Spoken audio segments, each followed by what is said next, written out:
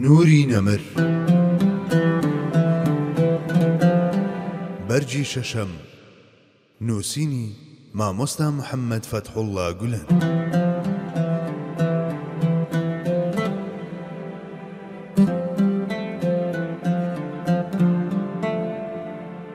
بەشی سێم هاوڵە بەڕێزەکان و شوێن کەوتووە پایە بەرزەکان. هاوڵە بەڕێزەکان هاوڵە بەڕێزەکان گەیەنەری سونەتی نەبەوی و بەگرە گەیەنەری خودی قورئانی پیرۆزیشن. ئەو ئەمانەتە کوبرایەی لە لای پەروەردگاری موئمین و موهەیمینەوە لە ڕێگەی جوبرائیلی ئەمینەوە بۆ ئەمیندارترینی مرۆڤەکان حەزرەتی محەممەدی ئەمین درودی خوای لەسەر بێتێنرا بوو لەلایەن هاوڵە بەڕێز و ئەمانەتدارەکانەوە دەقا و دەق وەک خۆی بۆ ئێمە گوێزراوەتەوە. بەڵێ ئەو ئەمانەتە لەلایەن ئەم مرۆڤە ئاز لەسەر و مرۆڤانەوە بۆ ئێمە گوازراوەتەوە کە قورئان و سونەت سەناخوانانە باسی لێوە کردوون و تەورات و ئینجیل پەسنی کردوون و ڕاهیب و پیاوچاکانی پێشخۆیان هەواڵیان دەربارەی داون و ژیانێکی هێندە دروست و ڕێک و پێچیان هەبووە کە پەسەندی هەموو جیهانیان بووە و نەک تەنها بە داستانەکانی بەدر و مؤتە و یەرموک بەڵکو هەر لاپەڕەیەکیان بووەتە داستانی سەرزاران و ژیانیان بە گوێرەی دواڕۆژ عیار کردووە و هەنگاوەکانیان هەمیشە بە تێبینی ڕەزامەندی ئیلاهیەوە هەڵناوە.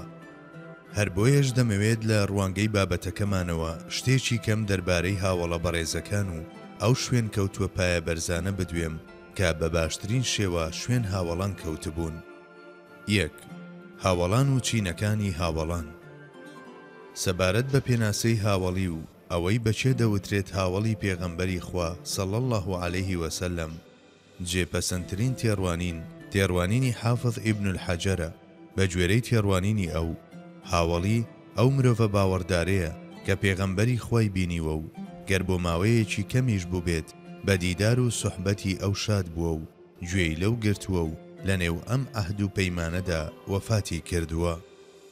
هەرچەندە هەندێک لە زانایان مەرجی پێکەوە بوونی ساڵێک بگرە 2 ساڵیشیان لەگەڵ پێغەمبەردا بۆ بوونە هاوڵ دانابێت، بەڵام لە لای زۆرینەی زانایان یەکدەنجی لەسەر ئەوە هەیە کە ئەو باوەڕدارەی سەرفراز بوو بێت بە بینینی پێغەمبەری خوددا و چوونە نێو کەشی پیرۆزی ئەوەوە و لە نێو ئەو کەشەدا ئیلهام بەڕووی دڵ و ڕۆحیدا کرابێتەوە و کەم یاخود زۆر لەو هەرێمە نورینە سوودی وەرگرت بێت و لە نێو وەفا بەم حاڵەتە کۆچی دوایی کردبێت، ئەوە بە هاوڵی پێغەمبەری خوددا هەژمار دەکرێت. بەڵام کەسی کافر گەر 50,000 جاریش پێغەمبەری خوددا ببینێت، ئەوە بە هیچ شێوەیەک نابێت بە هاوڵی پێغەمبەری خوا. گومان لەوەدا نییە کە هاوڵان هەموو خاوەنی یەک پلە و پێگەنین و لە نێو خۆیاندا بەسەر چەند چینێکدا دابەش دەبن.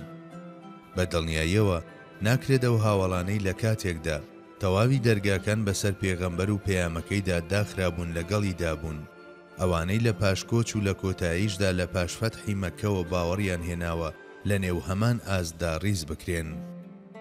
ئەم بابەتە لە قورئان و سونەتیشدا بەم شێوەیە هاتووە.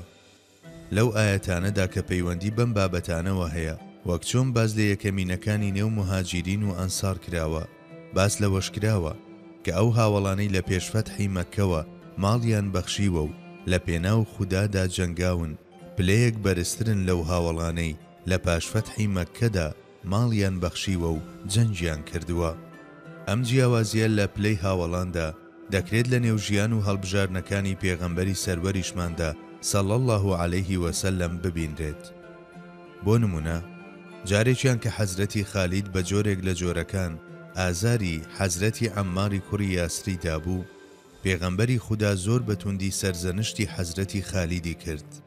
جارێکی دیش کاتێک لە نێوان حەزرەتی خالید و یەکێکی دی لە هاوڵە پێشینەکان ئەلسابقون الئەوەلوندا ڕووداوێکی هاوشێوە ڕوویدا بوو، پێغەمبەری خوددا دووبارە بەتوندی مامەڵەی لەگەڵدا کرد و پێی فەرموو ئازاری هاوڵەکانی من مەدەن. جارێکی دیش کاتێک حەزرەتی عومەر دڵی حەزرەتی ئەبوبەکری ئێشاند بوو، ئەم جارە پێغەمبەری خوددا برۆکانی لە حەزرەتی عومەر گرش کردەوە و پێیوت لە کاتێکدا هەمووتان نکۆڵیتان لە پێغەمبەرایەتی من دەکرد، ئەو پاڵپشتی منی کرد و دانی بەڕازگۆیی مندانا، ئایا نابێت هاوڵەکانم بۆ من واز لێ بهێنن؟ لەو دیمەنەشدا چۆک دادانی حەزرەتی ئەبوو بەکر و وتنی ئەوەی کە ئەی پێغەمبەری خوددا سوچی من بوو مامەڵەیەکی ئەبوو بەکرانە و هەوڵێک بوو بۆ ئاساییکردنەوەی بارەکە. باشترین پلەبەندی سەبارەت بە چینەکانی هاوڵان ئەوەی حاکم نەیسابووری خاوەنی ئەلمستەدرەکە بەلای ئەوەوە هاوڵان بۆ 12 چین دابەش دەبن. 1. خەلیفە ڕاشیدیەکان و ئەو هاوڵانەی سەرەتا لەگەڵ ئەواندا باوەڕیان هێناوە، بە تایبەتی ئەو 6 هاوڵەی دیکە کە لە دەمشدە پێدراوەکەن. 2. هاوڵانی ماڵی ئەرقەمی، واتە ئەو هاوڵانەی لە پێش موسڵمانبوونی حەزرەتی عومەرەوە باوەڕیان هێنابوو، ئیمانیان دەشاردەوە و لە ماڵی ئەرقەمی کوڕی ئەبی ئەرقەمدا پێکەوە کۆ دەبوونەوە. 3. ئەو هاوڵانەی کۆچیان کردووە بۆ حەبەشە. 4. ئەو هاوڵانەی لە بەیعەتی عەقەبەی یەکەمدا ئامادە بوون. 5. ئەو هاوڵانەی لە بەیعەتی عەقەبەی دووەمدا ئامادە بوون. 6. ئەو مهاجیرە یەکەمینانەی پێش کۆچی پێغەمبەری سەروەر لە قوباوە بۆ مەدینە کۆچیان کرد. 7. هاوڵانی بەدر. 8. ئەو هاوڵانەی لە نێوان بەدر و پەیمانی حودەیبیەدا کۆچیان کردووە. 9. هاوڵانی بەیعە ڕەضوان. 10. ئەو هاوڵانەی لە نێوان بەیعەی ڕەضوان و فەتحی مەککەدا کۆچیان کردووە، وەک خالیدی کوڕی وەلید و عەمری کوڕی عاس و ئەو هاوڵانەی دیکەی لەو کاتەدا کۆچیان کردووە. 11. ئەو هاوڵانەی لە پاش فەتحی مەککە موسڵمان بوون. 12. ئەو منداڵانەی کە لە فەتحی مەککە یاخود لە حەجی ماڵ ئاوایی و شوێنەکانی دیکەدا پێغەمبەری سەروەریان بینیوە.